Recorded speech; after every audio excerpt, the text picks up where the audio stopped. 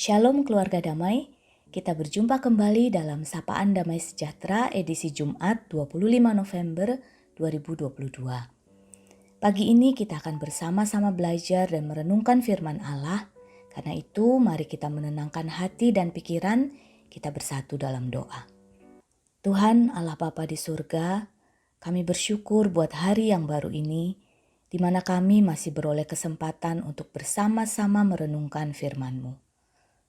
Tuhan, mungkin ada di antara kami saat ini yang merasa kami tidak memiliki cukup iman, atau bahkan mungkin mulai goyang imannya karena banyaknya pergumulan yang harus kami hadapi. Tuhan, kami mohon kekuatan yang daripada-Mu. Biarlah kiranya firman yang kami dengar pagi ini boleh menguatkan kami untuk terus setia dalam iman kami kepadamu. Di dalam nama Yesus kami berdoa. Amin. Bapak Ibu Saudara yang terkasih, tema kita hari ini adalah faith and faithfulness, iman dan kesetiaan. Dan kita akan mendasari perenungan kita pada firman Allah yang tertulis di Ibrani 11 ayat 1-7. Saya akan membacakannya bagi kita semua. Iman adalah dasar dari segala sesuatu yang kita harapkan dan bukti dari segala sesuatu yang tidak kita lihat. Sebab oleh imanlah telah diberikan kesaksian kepada nenek moyang kita. Karena iman kita mengerti bahwa alam semesta telah dijadikan oleh firman Allah, sehingga apa yang kita lihat telah terjadi dari apa yang tidak dapat kita lihat. Karena iman, Habel telah mempersembahkan kepada Allah korban yang lebih baik daripada korban Kain. Dengan jalan itu, ia memperoleh kesaksian kepadanya bahwa ia benar, karena Allah berkenan akan persembahannya itu, dan karena iman ia masih berbicara sesudah ia mati. Karena iman, Henok terangkat, supaya ia tidak mengalami kematian, dan ia tidak ditemukan, karena Allah telah mengangkatnya. Sebab sebelum ia terangkat, ia memperoleh kesaksian bahwa ia berkenan kepada Allah. Tetapi tanpa iman tidak mungkin orang berkenan kepada Allah. Sebab barang siapa berpaling kepada Allah, ia harus percaya bahwa Allah ada dan bahwa Allah memberi upah kepada orang yang sungguh-sungguh mencari Dia. Karena iman, maka Nuh dengan petunjuk Allah tentang sesuatu yang belum kelihatan, dengan taat mempersiapkan bahtera untuk menyelamatkan keluarganya. Dan karena iman itu, ia menghukum dunia dan ia ditentukan untuk menerima kebenaran sesuai dengan imannya. Demikianlah firman Tuhan.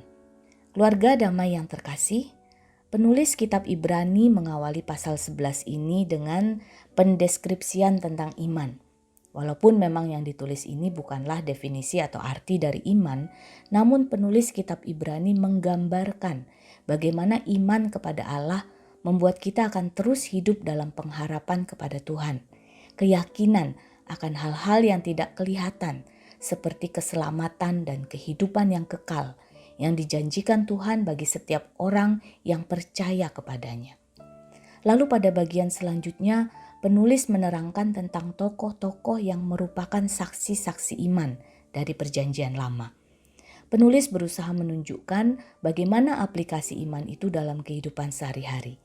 Kalau kita melanjutkan membaca kitab Ibrani pasal 11 ini, kita akan melihat bagaimana penulis merangkum perjalanan iman para tokoh Perjanjian Lama. Setiap kali penulis mengawali dengan frase "karena iman", lalu dilanjutkan dengan bagaimana iman tersebut membenarkan kehidupan para tokoh tersebut, membuat mereka berkenan di hadapan Allah.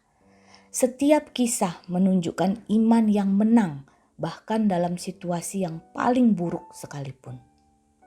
Bapak Ibu Saudara yang terkasih, saya ingin mengajak Bapak Ibu Saudara sekalian untuk melihat 2 poin penting dari Ibrani pasal 11 ini.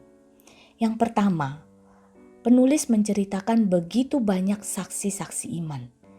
Ini menunjukkan bahwa dalam kehidupan kita butuh teladan iman. Kita memerlukan orang-orang yang bisa kita jadikan contoh melalui kehidupan iman mereka. Kita perlu melihat bagaimana para pahlawan iman ini merespon segala kesulitan dan pergumulan yang harus mereka hadapi. kita perlu membaca atau mendengarkan cerita mereka, baik para tokoh yang ada di Alkitab ataupun yang ada dalam kehidupan kita saat ini. Kita perlu berada di tengah-tengah mereka yang dengan setia mempertahankan iman kepada Kristus. Bahkan ketika mereka harus menghadapi kesulitan dan pergumulan yang sepertinya belum tampak jalan keluarnya. Ketika kita melihat, membaca, mendengar, maka kita pun akan juga ikut dikuatkan. Ketika kita mengalami pergumulan, kita tahu bahwa kita tidak sendiri. Kita dapat belajar dari teladan para pahlawan iman ini, sehingga kita pun dapat terus setia dalam iman kita kepada Tuhan. Yang kedua, walaupun para pahlawan iman ini tidak melihat atau mengalami apa yang dijanjikan kepada mereka dalam hidup mereka di dunia, bahkan banyak di antara mereka yang mengalami penganiayaan, dipenjara, dibunuh, namun mereka dibenarkan karena iman mereka. Karena iman mereka berkenan di hadapan Allah. Walaupun mereka tidak mengalami banyak berkat, dalam hal ini berkat jasmani di dunia ini, tetapi mereka dibenarkan, mereka beroleh keselamatan, pembenaran karena iman. Ayat ke-39 mengatakan, dan mereka semua tidak memperoleh apa yang dijanjikan itu, sekalipun iman mereka telah memberikan kepada mereka suatu kesaksian yang baik. Jadi Bapak Ibu Saudara, dalam hidup kita di dunia ini, walaupun masalah tetap ada, penganiayaan, sakit penyakit, namun Allah menyediakan yang jauh lebih baik lagi, yakni mahkota kehidupan ketika kita berada bersama-sama dengan Dia kelak. Sebagai pengikut Kristus, kita seharusnya mengerti bahwa tidak selalu segala sesuatu harus berjalan baik bagi kita. Terkadang Tuhan mengizinkan hal yang kurang baik terjadi atas kita. Dan ketika hal buruk sekalipun terjadi dalam kehidupan kita, kita tidak boleh berpaling lalu meninggalkan Tuhan. Karena pada akhirnya Tuhan akan menilai iman kita, our faith, melalui kesetiaan kita, our faithfulness. Bukan pada apakah kita berhasil keluar dari masalah kita atau tidak. Bapak Ibu Saudara yang terkasih, berbicara tentang poin yang kedua ini, ada hal yang cukup mengkhawatirkan yang terjadi di sekitar kita saat ini. Ada begitu banyak orang percaya dan bahkan hamba Tuhan yang seringkali menilai iman berdasarkan outcome atau berhasil atau tidaknya kita melewati masalah kita. Kalau kita sakit, jika kita mempunyai cukup iman, kita pasti sembuh. Atau kalau kita punya masalah finansial, dengan iman Tuhan akan memberikan kita hidup yang berkelimpahan. Sehingga kalau kita kurang mampu secara ekonomi, itu artinya kita tidak beriman. Dengan iman kita bisa meminta materi apapun kepada Tuhan. Kalau kita beriman, maka karir kita pasti sukses. Keluarga kita pasti akan selalu baik-baik saja. Tapi tentunya tidak demikian. Bapak Ibu Saudara yang terkasih, saya percaya Tuhan pasti akan memberikan yang baik bagi anak-anaknya yang terus berpengharapan kepadanya. Namun kita pun harus mengerti bahwa yang baik di mata Tuhan belum tentu sama dengan yang baik di mata kita manusia. Mungkin ada di antara kita yang diperbolehkan Tuhan untuk mengalami sakit. Kita sudah berdoa, memohon dan berharap kepada Tuhan, namun kita tak kunjung sembuh. Itu bukan berarti bahwa kita tidak beriman. Bapak Ibu Saudara yang terkasih, teruslah berpengharapan kepada Tuhan. Ketika kita terus beriman, walaupun sakit itu tetap ada, walaupun kesusahan dan penderitaan tetap harus kita alami di dunia ini, walaupun kita tetap kehilangan orang-orang yang kita kasihi, namun dalam kesetiaan kita, Tuhan ada beserta kita. He is faithful. Dia setia menyertai kita dalam setiap pergumulan. Karena itu Bapak Ibu Saudara yang terkasih, pergumulan apapun yang saat ini sedang kita alami, baik itu sakit penyakit, pekerjaan, ekonomi, masalah dalam keluarga, mari kita mengambil waktu sejenak menoleh dan melihat kehidupan para pahlawan iman, heroes of faith, baik yang ada di Alkitab atau di sekitar kita, mungkin orang tua kita, sahabat-sahabat kita, para hamba Tuhan, atau bahkan mungkin anak-anak kita. Mari kita belajar dari kesetiaan mereka kepada Tuhan. Kesetiaan itulah yang akan membawa kita terus lebih dekat kepada Tuhan. Saya tidak tahu pergumulan Bapak Ibu Saudara masing-masing saat ini.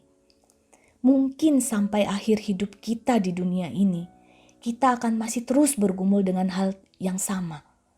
Tapi percayalah, Tuhan bersuka cita melihat hamba-Nya yang setia sampai akhir, bertahan dalam iman, pengharapan, dan kasih kepada Tuhan. Dan bagi kita yang dibenarkan karena iman kepada Yesus Kristus, ketika kita setia sampai akhir, Tuhan akan menyambut kita kelak di dalam kemuliaan-Nya dan berkata, "Hambaku yang setia, mari masuklah." Amin. Mari kita berdoa. Bapa yang baik, kami bersyukur untuk firman-Mu pagi ini. Mungkin kami ini hanyalah orang-orang sederhana dengan iman yang sederhana. Namun kami mau terus berpengharapan kepadamu. Kami rindu untuk iman kami kepadamu terus bertumbuh.